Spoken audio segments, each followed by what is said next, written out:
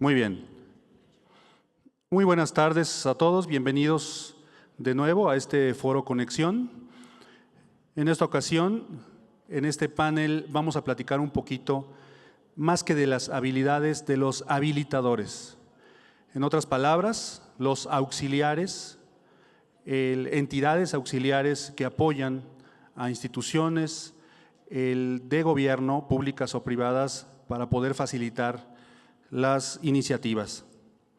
Déjenme empezar, por favor, presentando a nuestros invitados panelistas. Elsa Regina Ayala Gómez, licenciada en Derecho por la Universidad Latinoamericana, con más de 15 años de experiencia en el gobierno federal, desempeñando diferentes puestos, tales como asesora del secretario de Economía, coordinadora de asesores de la Subsecretaría de Competitividad y Normatividad, y desde 2013 funge como titular de la Dirección General de Normatividad Mercantil. Tiene a su cargo importantes proyectos del gobierno federal, destacando la modernización del Registro Público de Comercio, la habilitación y supervisión del Servicio de Correduría Pública, así como la acreditación de los prestadores de servicios de certificación. Además, la operación de diversos sistemas y registros electrónicos como el portal tuempresa.gov.mx. También nos acompaña Claudia Palacios Velázquez, administradora central de Soluciones de Negocio, con una carrera laboral en la Secretaría de Hacienda y Crédito Público, el SAT, de 26 años, desarrollando actividades enfocadas a proyectos inicialmente específicos y actualmente dirigiendo la estrategia de tecnología de información con la interpretación de las necesidades de negocio hasta convertirse en soluciones innovadoras, alineadas a los objetivos institucionales y apoyada en una administración eficiente de la cartera ejecutiva y operativa de proyectos. Gracias, Claudia.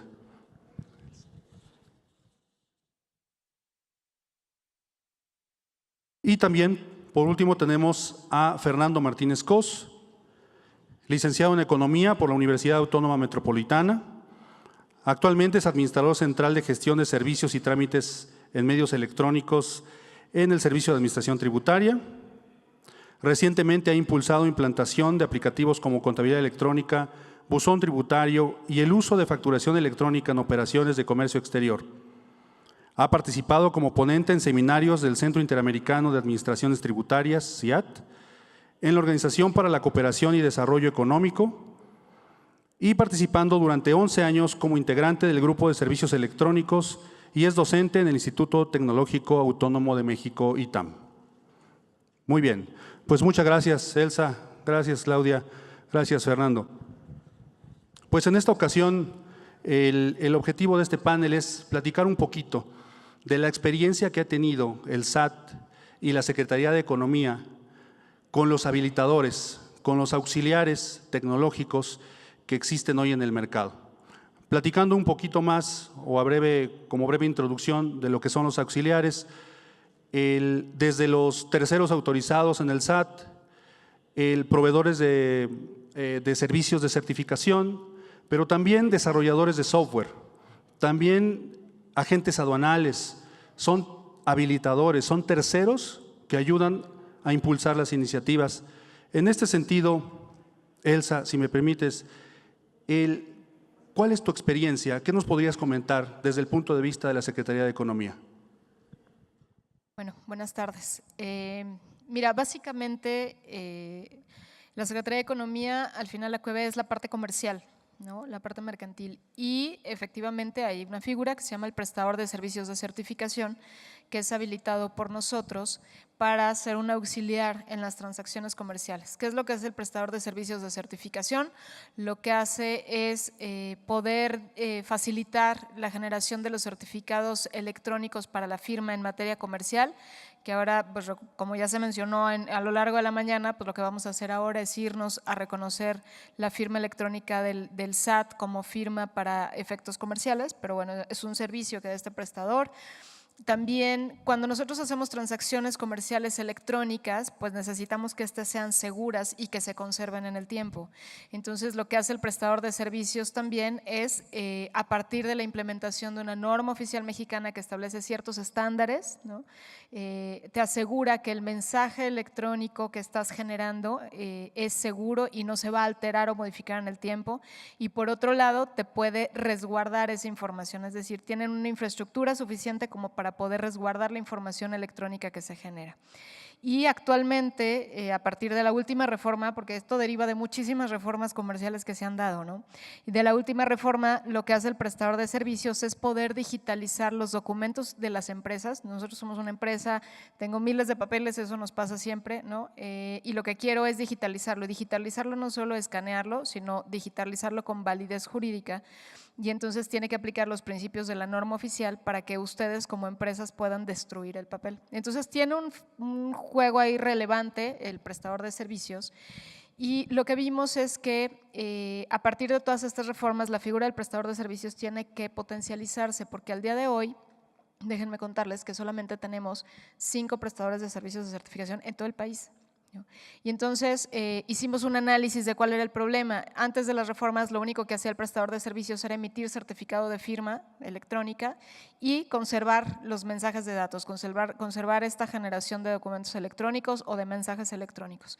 Y la verdad es que no estaban haciendo casi nada de esto. De firma electrónica creo que una empresa era la única que se dedicaba a hacerlo. Por eso dijimos, pues entonces en materia comercial no se usa la firma de economía, ¿no? Entonces pues vamos a usar una que sí sirva, que sí se reconozca, que es la del SAT.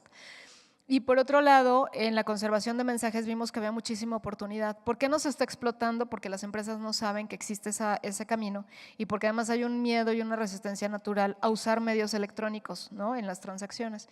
Entonces hicimos todas estas reformas para poder fortalecer la figura y que realmente esto empiece a tener el auge que debe, que las empresas empiecen a confiar en estos terceros.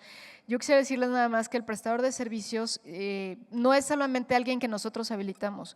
Le podemos tener la confianza porque nosotros como autoridad nos cercioramos que tiene las capacidades técnicas, las capacidades jurídicas, las capacidades de infraestructura como para brindar el servicio que se requiere para detonar el comercio electrónico, ¿no? Entonces, es un tema cultural, es un tema que hay que trabajar todavía tanto para quienes quieren ser prestadores de servicios como para las empresas que necesitan los servicios de un prestador de servicios, ¿no? Claro, claro, estoy de acuerdo, y déjame contrastar esto, Elsa, con la experiencia del SAT. Por otro lado, tenemos, Claudia, Fernando, quien quiera participar, si nos ayudan en temas de los auxiliares, que los conocemos muy bien y cómo han venido evolucionando, ¿qué ha pasado con el SAT? ¿Cuál ha sido la experiencia en términos de los auxiliares? Gracias, Pablo. Buenas tardes a todos y ahora sí que a su entereza por mantenerse aquí los que vayan llegando. ¿Qué es lo que ha hecho el SAT? La verdad es que el SAT desde hace, pues yo diría, más de 20 años, 20, 25 años, viene apalancando muchas de sus actividades a través de terceros. Concretamente, la figura que el SAT ha tenido y que es motivo de este foro fueron los impresores autorizados. Ahí es en donde nace esta figura de estos terceros, a donde el contribuyente acudía previa a una autorización del SAT y con el reconocimiento de algunas habilidades o viabilidad fiscal y técnica del impresor autorizado para poder llevar a cabo una actividad que de suya era quien la tenía que ejecutar, es el propio SAT. Ese es, yo diría, como el nacimiento de estos terceros que han venido evolucionando.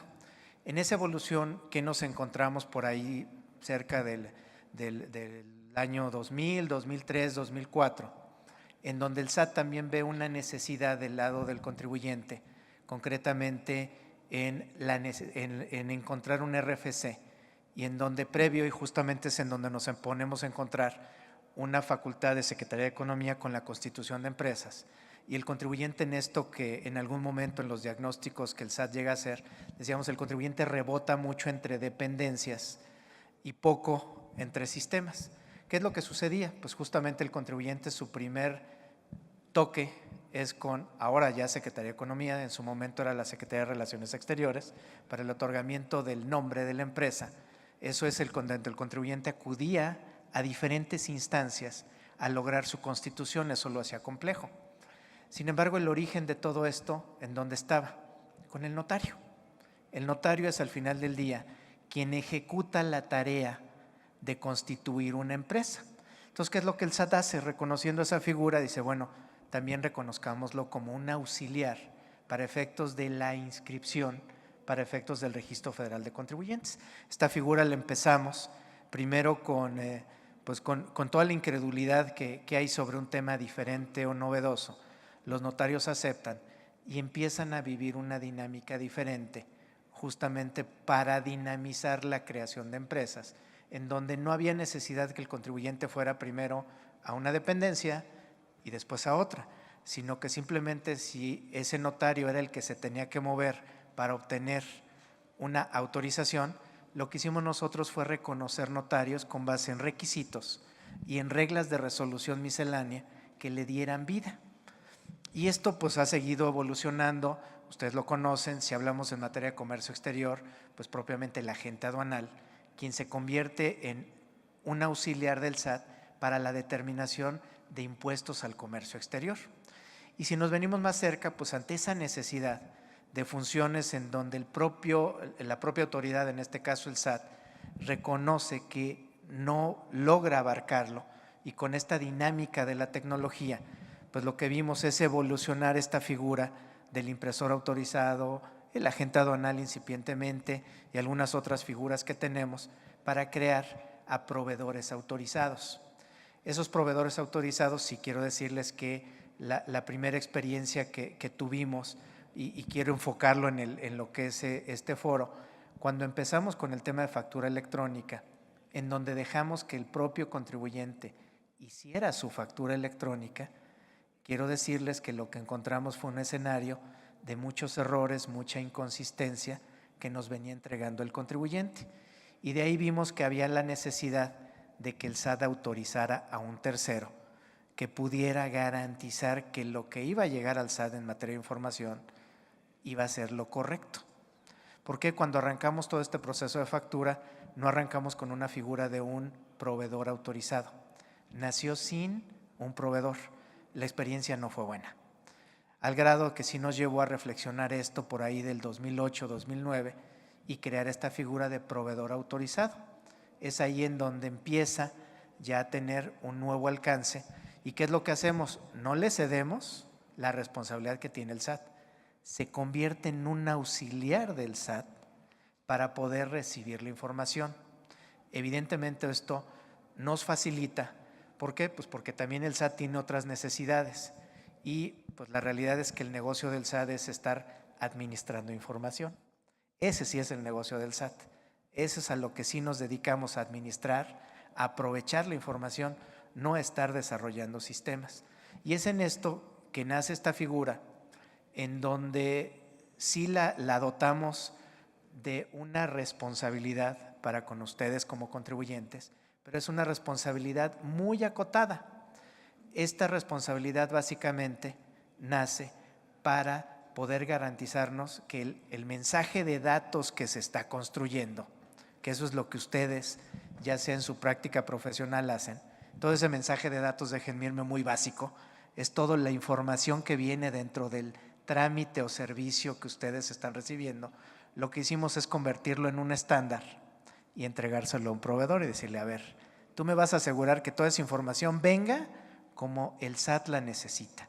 Y te autorizo para que lo que yo estoy definiendo, tú lo hagas bien y me lo entregues bien. Y de ahí esa figura evoluciona. Y hoy justamente ese proveedor, y quiero decirles que todo esto no escapa a una responsabilidad del proveedor, hoy por ejemplo en las disposiciones fiscales, implica que si ese proveedor que está autorizando el SAT no cumple con los requisitos, pues tiene tres caminos. Uno, lo sancionamos económicamente y de ahí esa gran responsabilidad. Si ese proveedor no nos entrega correctamente el mensaje de datos, y déjenme hilvanarlo con algunos de los temas que ustedes están escuchando aquí. Si ese proveedor nos entrega un RFC inexistente, a quien sancionamos es al proveedor, no al contribuyente. Esa es la responsabilidad del proveedor. El contribuyente lo entregó y el proveedor tenía la obligación de rechazarlo porque había un RFC inexistente. Si el proveedor lo timbra y no lo entrega, evidentemente ya no es responsabilidad del contribuyente. ¿De quién es? Del tercero, del proveedor. Esa es su responsabilidad. Y esa figura ya también la evolucionamos.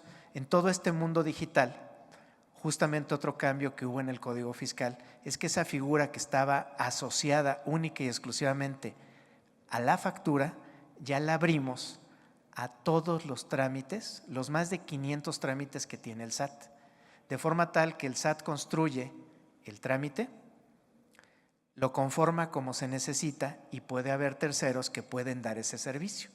Hoy el SAT reconoce expresamente, y que es motivo de este foro, dos figuras: el proveedor autorizado de certificación de comprobantes fiscales digitales y el proveedor autorizado de recepción de documentos digitales, que ese es el fondo. A quienes sean estudiosos del tema, ¿qué tendrían que estudiar? Los artículos 17D que acompañan a Código de Comercio, que es en donde nos da todos los medios electrónicos.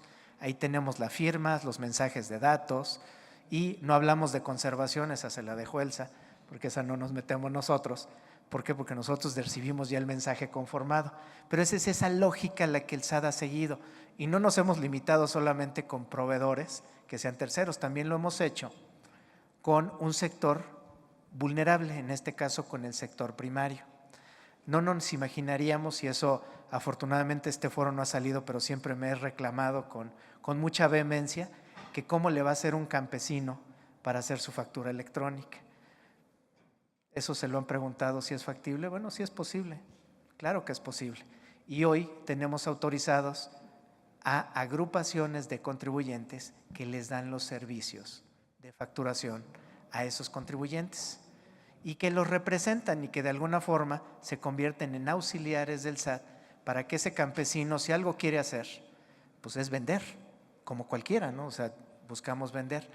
Y si ese campesino le vende a una empresa, a una gran empresa, que no va a poder deducir el gasto que está haciendo, ¿creen ustedes posible que ese campesino pueda crecer?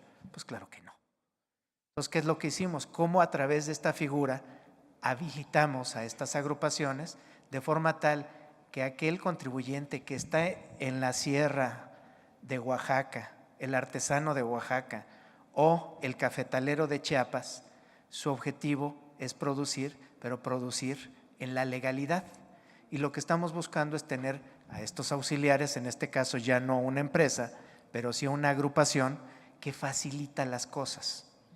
No todas las agrupaciones no lo aceptan, porque le decimos, este es para cumplir y para ser formal. No, yo lo que quiero es representar los intereses legítimos. Los intereses legítimos se representan en la legalidad, no en la informalidad. Y es ahí en donde el SAT ha visto justamente esta lógica de cómo a través de estos terceros vamos habilitando y haciendo posible el mundo de lo digital. El mundo de lo digital se construye sí, solo sí, tenemos la posibilidad de ejecutarlo. Y es a través de estas figuras como el SAT lo va construyendo.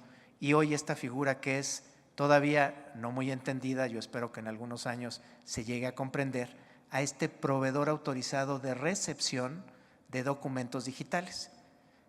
¿Cuál es un ejemplo de un documento digital? Una declaración anual.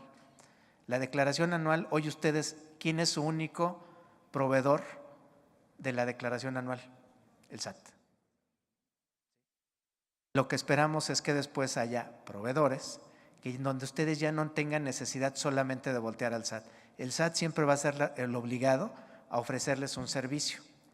Pero lo que estamos buscando es que haya competencia. Nosotros necesitamos competir de manera sana y por eso tenemos un servicio gratuito, pero no podemos hacerlo para todos los contribuyentes.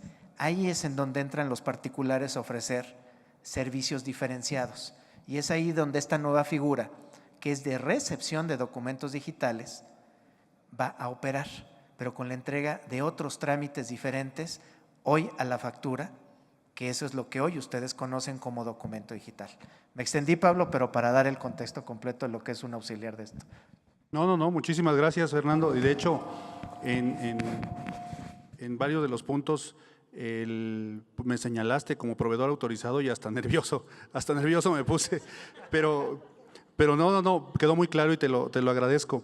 Escuchándote, Fernando, y con el comentario que hacía Elsa, hay auxiliares más complicados que otros. Lo vivimos en algún momento cuando se liberó el complemento de comercio exterior como con agentes aduanales, pero también hablando con la Secretaría de Economía, con Elsa, hablábamos de los corredores públicos y los notarios. ¿Nos podrían platicar un poquito de los retos que han tenido pues, tener un sector un poco pues, sensible, vamos a decirle, sensible y que al final se convierte en un auxiliar? ¿Cómo sucede eso? Después de tener pues, algunas, vamos a llamarle, no reproches, sino invitación a pensar las cosas, ¿no? Con persistencia. Persistencia. No, mira, sí, efectivamente, aquí el fedatario público juega un rol fundamental, ¿no? De entrada, la ley establece que el fedatario público puede ser un prestador de servicios de certificación en materia comercial. Sin embargo, bueno, fedatario público, entiéndase corredor público o notario público, ¿no? Corredor público es un poco más sencillo porque su lógica o su naturaleza es como un auxiliar del comercio. El notario es un poco más tradicional, va más enfocado a la legislación civil, tiene una tradición distinta. Entonces, y además es gente como de más años, ¿no? Y sí tiene que ver con un tema generacional también. Cuando tú le dices a un fedatario público que simplemente, nada más, vas a usar las plataformas de la Secretaría de Economía para poder facilitar el trámite o vas a poder hacer el RFC, bueno, no sé si te pasó, pero tú le decías al fedatario, es que ahora ya vas a poder hacer este trámite. ¿Y yo por qué voy a hacer tu trabajo? Pues es un servicio, ¿no? O sea, la ciudadanía, las empresas, la economía del país, ¿no? O sea, al final todos contribuimos, pero es un cambio de switch, ¿no? De cuál es nuestro rol dentro de este sector. El tema del fedatario público es más complejo porque al final no es autoridad, pero tampoco es ciudadano, ¿no? Es ese que está en medio, que tiene fe pública, pero además que tiene muchas otras actividades, hablando de los corredores, para facilitar. Entonces, hay fedatarios que son, lo voy a decir, muy entrones, ¿no? Y perdón por lo coloquial, pero o sea, que sí le manejan y le pican y le ponen y van y te enseñan, ¿no? Y pues a ver, dime cómo le hago y hago convenios con los prestadores de servicios, porque además ser prestador de servicios pues, implica una inversión importante, ¿no? En infraestructura. Y hay otros fedatarios que de plano te dicen, yo no lo voy a hacer, ¿no? Y no lo voy a hacer y no lo voy a hacer. Aquí es un tema de mercado, es un tema de demanda. Y aquí el ciudadano, el empresario, es el que le tiene que demandar el servicio al fedatario, ¿no? Para que entonces sí esto se vaya moviendo, ¿no? Al final, pues es un negocio para los fedatarios. Entonces, si tú te vas quedando a un lado de cómo se va moviendo, porque bueno, ahorita estamos hablando de México, ¿no? Pero las empresas también transaccionan allá afuera, ¿no? Y compiten con otras empresas y tienen otros esquemas de operación. Entonces, si no entran estos, primero la capacidad que tenemos nosotros como autoridades de dar el servicio, pues evidentemente es limitada. Y creo que cada vez menos, y no me quiero quejar de mi presupuesto, pero sí, ¿no? Entonces, cada vez tenemos menos, tenemos que hacer más. ¿Cómo hacemos más? Pues ayudándonos. Ok, ya nos ayudamos, pero entonces ahora hay que hacer que ese mecanismo acabe de engranar, ¿no? Entonces sí, de verdad que sí es perseverancia, hay que estar demostrando que las cosas se pueden hacer, que las cosas son mucho más sencillas y que tienen un resultado bueno para todos, ¿no? Entonces, pues sí, literal. Persistencia, definitivamente. Claudia, uno de los puntos importantes también, hablando de los auxiliares, es la duda si realmente los auxiliares se están conectando de manera segura, si realmente las cosas que hacen están normalizadas, llevan algún estándar y bueno, pues los contribuyentes, las empresas, las pymes, para acercarse a un auxiliar y tener la confianza de hacerlo, tienen esa duda. ¿Qué nos podrías comentar? Bueno, tengan toda la seguridad de que los auxiliares se están conectando con nosotros de una manera muy segura.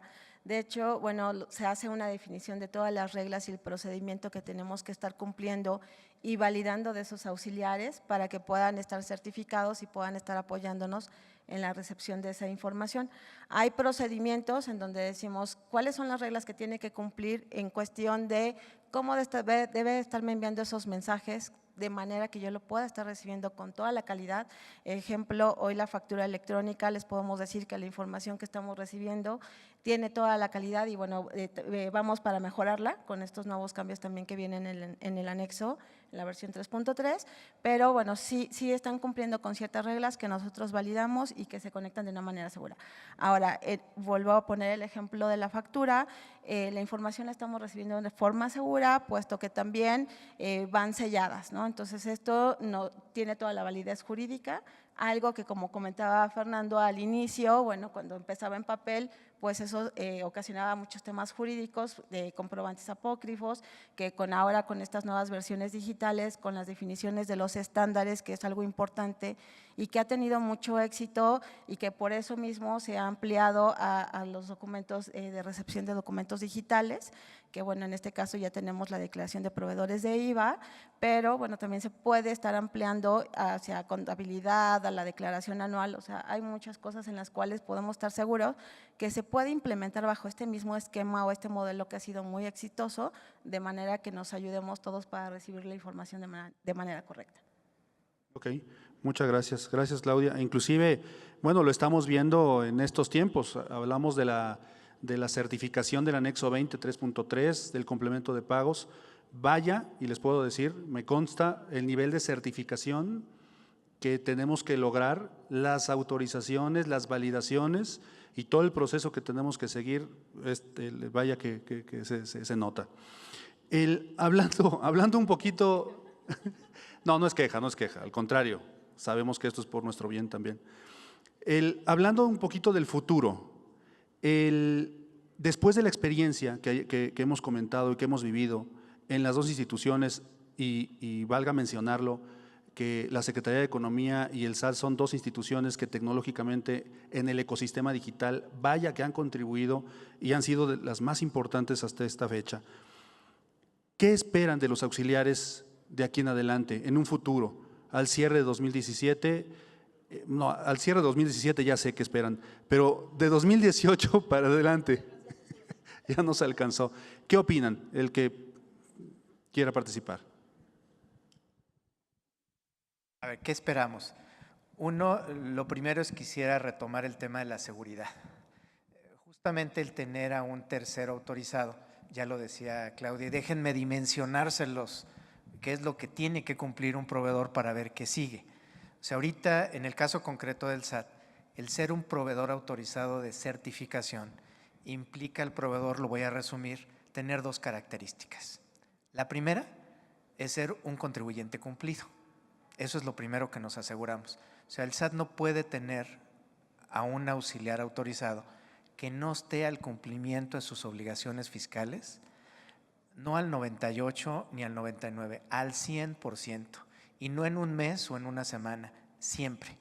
Entonces, eso es lo que nos empieza a dar la confianza. Uno, que existe un proveedor, que sea un proveedor que yo le llamo que sea un ejemplo de cumplimiento. No podemos tener a alguien que nos auxilie que no sea ejemplo de cumplimiento. Eso es lo primero. Lo segundo, somos muy rigurosos en la verificación, déjenme ponerlo así, para que exista un proveedor que toque la puerta del SAT y logre pasarla, lo primero tiene que cumplir con 80 requerimientos tecnológicos. Eso es lo que tenemos que ver, que nos asegure. Y uno muy importante es la seguridad de la información. Toda la información que fluye a través de este proveedor es rastreable. Y es rastreable por dos cosas, porque tiene una firma electrónica del SAT, que es la que le estamos entregando al proveedor, y perfectamente tenemos claro qué información pasó por ellos. Y la segunda, que toda la información está cifrada técnicamente, está decodificada. O sea, hoy, por ejemplo, cuando el jefe del SAT les habla de que somos capaces de recibir 200 facturas por segundo, es porque tenemos un proveedor que se está asegurando de eso, porque ese es su negocio. Su negocio es dar un servicio. Desafortunadamente, el rol de gobierno no nos lo ha asegurado. ¿Y eso en qué se convierte? Cuando ustedes quieren interactuar, y ahorita le pido a Claudia que nos platique con el portal del SAT, llegamos a pasar algunos periodos no muy gratos, porque decíamos, el portal está caído y el portal no se levanta. Pero si eso le sucede a un proveedor y que ese es el modelo de México.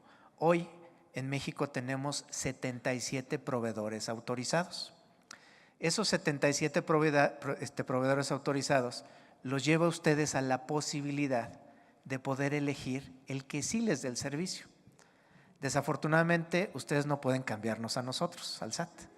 Les queda de una, ¿sí? Pero bajo una lógica en donde tienen opciones y el menú es amplio, ustedes sí pueden elegir. Ustedes pueden elegir entre el mejor proveedor o el que más se acerque a su presupuesto, el que más se acerque a sus necesidades. A ese ustedes van a poder elegir. Y con él, si no le pueden decir, tuve intermitencia, se me cayó el portal, la comunicación estuvo mal. No, al proveedor falla y yo les prometo que si son ustedes una empresa exigente, al día siguiente lo cambian. Y eso justamente se convierte en una razón sobre las que el SAT ha afincado todo este modelo, que es servicio. Lo que tenemos que ofrecerle a los contribuyentes para que cumplan, lo primero es darles un buen servicio. Si no les damos un buen servicio, excuso decirles que no tendríamos la calidad moral de decirles cumplan con sus obligaciones y emitan una factura. Hoy sí lo podemos hacer. ¿Por qué? Porque es un modelo diferente y es un modelo que México ha adoptado apalancado justamente sobre esa certeza, que les puede ofrecer una opción gratuita, sin costo, que es la que nosotros ofrecemos, es la que tenemos, y otra que pueden ser los 77 proveedores, que por cierto también les pusimos la obligación de ofrecer una solución gratuita.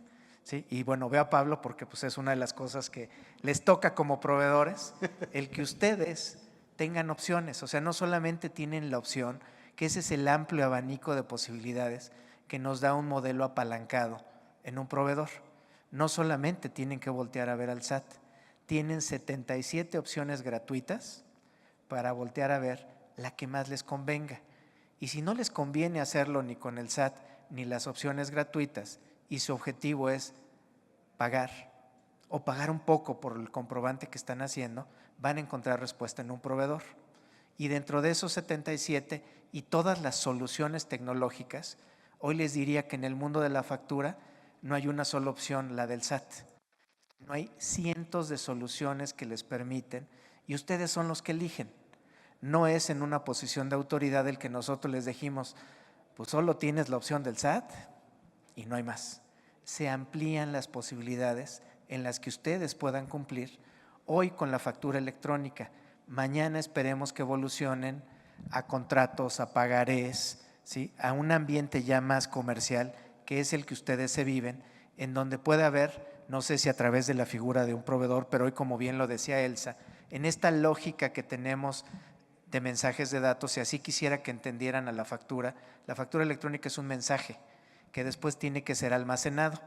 Y ahorita el ejemplo que daba Elsa, que quisiera tomárselo, es si la factura fuera en papel y nos vamos a el inicio del año 2000, estaríamos en posibilidad de convertir ese papel en un documento digital bajo las nuevas normas que está generando Secretaría de Economía.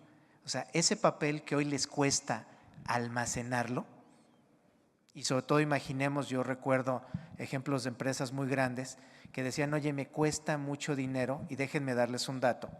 Hay empresas que nos decían que almacenar su papel les implicaba un costo de $12, más de $12. No el generarlo y cumplir con la obligación, sino la obligación fiscal. La obligación fiscal, 5 años. La obligación mercantil, 10 años. El estar guardando todos esos papeles tiene una implicación en costo. Tal vez ustedes no lo vean, pero en ese estudio que se hizo, el estar guardando papeles en bodegas, en archivos, o cuando el SAT lo solicita en compulsas, eso cuesta. El entrar a un proceso digital en donde ya lo encontremos de manera fácil, lo simplifica, lo hace sencillo. ¿Esto cómo se logra? A través de terceros. Esos terceros son los que, si bien es cierto, en algún momento puede representar un costo, pero en el mediano y largo plazo abate los costos. Le quita costo a la empresa, que eso es lo que estamos buscando. ¿Cómo convertimos al empresario de este país? Primero, digo, y eso hablando en el terreno que le toca al SAT, en un contribuyente cumplido y después en una empresa eficiente, porque no pueden ser empresas eficientes sin que sean cumplidos fiscalmente. No, bueno. Parecía conclusión, pero no, todavía nos queda, nos queda un detalle más. Bueno, Claudia, creo que ibas a comentar algo del portal. Ahorita para estarse conectando al portal, como comentaba Fernando, sí para nosotros, imagínense en el tema de la presentación de la declaración, ahorita somos únicos en los que estamos recibiendo esa información a través del portal. Digo, como se pudieron dar cuenta, en los primeros días tuvimos algunos incidentes, pero bueno, considerando que esto también se puede estar abriendo a habilitadores, ¿no?, auxiliares de que nos puedan estar apoyando en la presentación de la declaración anual, este es un buen ejemplo, porque en todo caso aquellos contribuyentes que pudieran estar a través de un habilitador no hubieran tenido algún problema en presentar su declaración, ¿no? Entonces, eso es algo importante, por lo cual este modelo ha tenido mucho éxito, porque realmente para el tema de la facturación, hasta el momento no hemos tenido un incidente ni tanto con los proveedores, ni con los contribuyentes, ni en el portal del SAT, que sea, que digamos no podemos facturar o que tenemos detenida la operación. Eso creo que no ha pasado, dado a la ayuda que tenemos o el apoyo que tenemos con los habilitadores, ¿no? De acuerdo. Muchas gracias, Claudia. Yo recuerdo en el último evento CIAT en el que asistí, se presentaron varios modelos para poder llevar no solamente la facturación electrónica, sino el intercambio de trámites en diferentes gobiernos de diferentes países. Y uno de los puntos que resaltó fue el caso de éxito de México, cómo lo estábamos haciendo. Y fue muy debatido el tema de los proveedores autorizados o de los terceros o auxiliares, comentando de que si realmente eso se justificaba o era poner las manos, información de gobierno en terceros, y eso era un argumento que ponían como en contra del modelo. Y finalmente me dio mucho gusto escuchar que en las mesas de trabajo diferentes gobiernos que todavía no implementaban decidían el modelo efectivo es el de terceros. Es imposible, y sobre todo para un país del tamaño de México, no digamos Brasil, que ellos sí no lo hacen con terceros, pero para el tamaño de México, hacerlo de una manera directa, de entidad de gobierno hacia contribuyentes, de verdad que es una tarea compleja. Ahora, a modo de reflexión, les preguntaba qué esperan de los terceros, de los auxiliares en un futuro, ¿en qué sentido? Porque yo creo que como nuestra responsabilidad ha sido cumplir con las expectativas de las entidades, Secretaría de Economía, del SAT, también sentimos la obligación de dar más. Y creo que podemos dar más, no del SAT o de la Secretaría de Economía para nosotros, sino de nosotros hacia ustedes. Y veo convergencias en un futuro también. A modo de reflexión, ¿qué nos podrían comentar como nuestra última participación en este panel? Vamos al micrófono. Bueno, mira, particularmente en materia comercial, sí tiene que haber o va a haber muchas transformaciones. Yo les hablaba ahorita de pequeñas reformas que al final van haciendo toda una estructura, ¿no?, que lo que hace es mover el comercio, ¿no? En este sentido, nosotros vamos a seguir trabajando en facilitar los procesos como tal, que tienen o que al final impactan en el ámbito comercial. Los fedatarios para mí son una herramienta, ¿no? Si bien no todos van a ser prestadores de servicios, sí son una herramienta, y entonces yo tengo que encontrar mecanismos que faciliten a los prestadores de servicios bajo este esquema de fedatario público las operaciones. Y lo platicaba bien la subsecretaria al inicio. Un notario, por ejemplo, tiene la computadora para mi sistema de registro público de comercio, pero la computadora para decirle al señor, ¿no?, lo que tiene que decirle, y otra computadora para decirle a la UIF lo que tiene que decirle. Y pues sí nos dicen de majaderías con toda la razón, ¿no? Entonces, lo que estamos trabajando realmente entre las autoridades es cómo te facilito a ti, primero el tema gobierno, a ti tercero, cómo te facilito el proceso, pero a su vez tú tercero, ¿qué compromiso vas a adquirir con la ciudadanía para brindar un servicio adecuado, ¿no? Porque al final pues es el servicio, y eso ya lo referenciaba Fernando. Entonces, ¿Qué espero yo de los prestadores de servicios que tenemos, hablando en general, fedatarios, prestadores de servicios o cualquier otra figura que vaya surgiendo? Porque ahora pues estamos tratando de implementar la última reforma, ¿verdad?, que tiene que ver con comunicaciones electrónicas certificadas, que está siendo un gran reto. Y entonces, pues sí, entonces las comunicaciones van a tener este tema de certificación, donde una notificación va a tener un efecto jurídico. Vamos evolucionando. Esto va muy, muy, muy rápido, ¿no? Las transformaciones tecnológicas son así. Nosotros tenemos que evolucionar como gobierno, pero yo también espero que esos terceros a quienes yo les voy a dar esa confianza, y obviamente van a estar supervisados, sancionados y demás, pero al final tienen un voto de confianza del gobierno para prestar ese servicio, tengan ese compromiso con la ciudadanía, ¿no? Tú me decías, ¿podemos brindar más? Sí, pueden hacer mucho más, ¿no? Creo que, por ejemplo, decirle a la ciudadanía qué servicios pueden tener, qué servicios pueden acceder, cómo se puede hacer más fácil la operación de la empresa per se, pues es un compromiso puro y natural, independientemente de la relación que tenga con el gobierno, ¿no? Cierto. Muchas gracias, Elsa. A ver, les platico justamente en este tema de confianza en un tercero y déjenme hacer esta analogía. Esta confianza, si nos vamos al pasado, diríamos que la teníamos depositada en el cartero o la empresa de mensajería que nos entregaba una pieza postal, ¿no? Y se recuerdan que en muchas ocasiones la desconfianza en ese tercero, llámese empresa de mensajería o servicio postal, es que los sobres, pues evidentemente se podían abrir y revisarlos. Cuando hablamos de un tercero, yo siempre estas reflexiones las hacía cuando me decían es que ¿cómo vamos a confiar nuestra información a un tercero? Y la reflexión que yo les hago y se la sigo compartiendo es hoy estamos confiando en un tercero invariablemente. Cuando nos comunicamos, y déjenme hacerles esta analogía, hoy ustedes se comunican seguramente en algunas de estas herramientas de comunicación, llámese WhatsApp, llámese BBM, de BlackBerry o algunas otras que existen. ¿En quién estamos confiando esa comunicación? En un tercero. Sin darnos cuenta o sin cuestionárnoslo. ¿Por qué? Pues porque no lo hacemos. Hace un año, año y medio que nos dice WhatsApp, mis comunicaciones ya son seguras. ¿Y sabes por qué son seguras? Porque ya están cifradas. Eso nos dijeron a los que somos usuarios de estas herramientas, nos dicen ya las estamos cifrando. Y quiero decirles justamente que la factura electrónica es eso. Cuando usamos firmas electrónicas, lo que se hace es cifrar información. ¿Qué viene? Justamente lo que viene, y fue lo que no te contesté, Pablo, es tenemos que pensar en esa interoperabilidad. Es un concepto que yo he escuchado pues, hace como 15 años. Vengo escuchando que el gobierno, y especialmente déjenme decirles, de pronto solemos hacer muchas referencias en otros países. Les voy a hablar concretamente de la referencia a Inglaterra. Inglaterra fue quien empezó con el concepto de ventanillas únicas.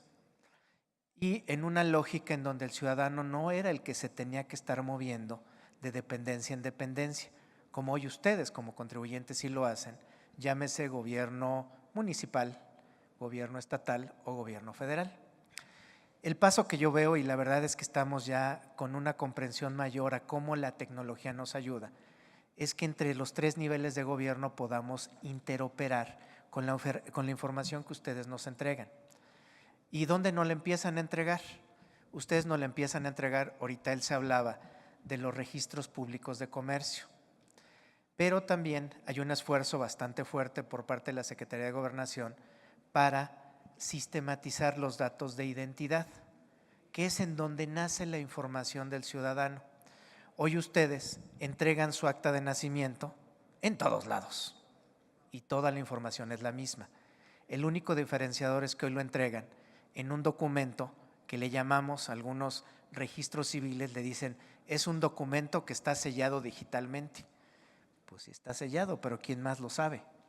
Solo el que lo emitió. No hay posibilidad de verificarlo. Hoy ustedes una factura y este tema digital se convierte en un tema de confianza cuando ustedes pueden verificar la autenticidad del documento digital.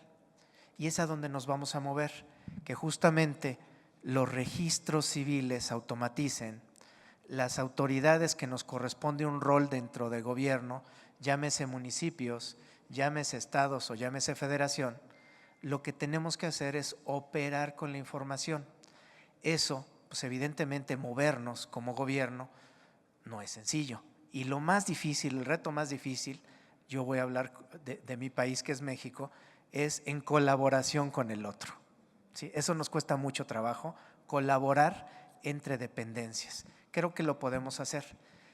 La verdad es que ojalá logremos un día en donde colaboremos entre registros civiles, registros públicos de comercio, notarios y autoridades, de forma tal que podamos establecer un flujo autorizado por el ciudadano, que yo creo que el ciudadano al final del día lo que quiere es tener una mejor estadía, y esa mejor estadía es: no me pidas el acta de nacimiento si voy a pedirte una licencia, porque tú mismo eres el dueño de mi registro en el registro civil, tú ya me conoces. Es más, hasta me tomaste mi huella cuando hice el servicio militar a los que somos hombres. Entonces, todos esos datos de identidad deben de empezar a fluir de una forma diferente, pero esa forma diferente es: invariablemente hoy les pedimos a ustedes datos de identidad, llámese si voy a hacer mi trámite de predial, llámese si voy a hacer mi licencia para conducir, llámese si voy a iniciar un negocio, voy a solicitar una licencia para funcionar, y si quiero poner una empresa, hoy existe la maravillosa oportunidad de tener una sociedad por acción simplificada, que de punta a punta puede y debe y nos está simplificando justamente en la capa más alta, que es la federal. Pero si ese negocio va a operar como establecimiento abierto al público, ¿qué tiene que hacer? Una licencia de funcionamiento. Excuso decirles lo que tiene que hacer el ciudadano, dependiendo en qué municipio de este país se encuentre. Tiene todo un calvario para lograr una licencia de funcionamiento, y tiene que ir con los bomberos, tiene que ir con salud, tiene que ir con diferentes autoridades. Lo que veo es justamente que logremos ponernos de acuerdo, establecer mecanismos de verdadera interoperabilidad. La interoperabilidad se da con información que entre autoridades nos compartamos, con autorización del contribuyente y del ciudadano. Si el ciudadano nos demanda un acuerdo a las autoridades en cualquiera de esos niveles, tendríamos que estar actuando en un entorno diferente, pero no por nosotros mismos, sino tiene que haber, en este caso, auxiliares que lo hagan posible. La verdad es que dejar toda esa tarea de gobierno la veo muy compleja. Nos podemos llevar otra década, otro lustro en estar intentando estas cosas, y no lo vamos a lograr. Hoy los gobiernos nos apalancamos en terceros para digitalizar, nos apalancamos en terceros para administrar en algunos cosas archivos, nos apalancamos en terceros para limpiar nuestras oficinas. Hay una acción que invariablemente confiamos en un tercero. Siendo objetivos, si logramos esto, hacerlo seguro para ustedes, va a ser seguro también para la autoridad, en un entorno de ¿qué?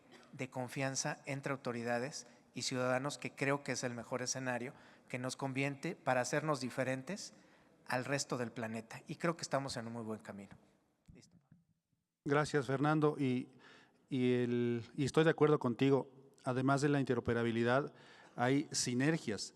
Hablando del ejercicio de un proveedor autorizado ante el SAT de certificación, uno de los valores agregados fundamentales es el manejo de información bajo la NOM 151.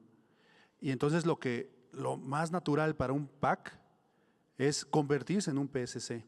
Y esa sinergia de ver el cumplimiento de seguridad que ya logré en el PAC, a qué grado está cumplido como un PSC, y entonces darle continuidad y acelerar ese proceso y ser muchos más PSCs. Tu reflexión, Claudia. Bueno, creo que ya con esta parte de lo que ya han cumplido los PACs, creo que lo que sí esperamos es seguir continuando y poder contar con su apoyo. Hay muchos trámites en los que podemos trabajar y facilitar a los contribuyentes. Tenemos la base de la información es la factura electrónica.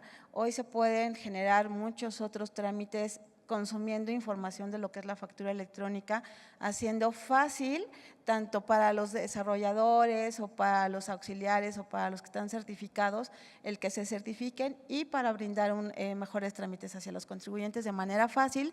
Y creo que lo importante aquí es que nos apoyan en darle lo que necesitan exactamente los contribuyentes. Estamos hablando de que si es una persona moral, una persona física, que si es un régimen en específico, tienen variantes que no necesariamente a lo mejor nuestros aplicativos del SAT cumplen o satisfacen esas opciones o puntualizaciones que tienen que hacer para cumplir con el tema fiscal, ¿no? Eso es lo que esperamos realmente de los PACs, en este caso, o de los certificadores, que nos sigan apoyando en generar esos trámites.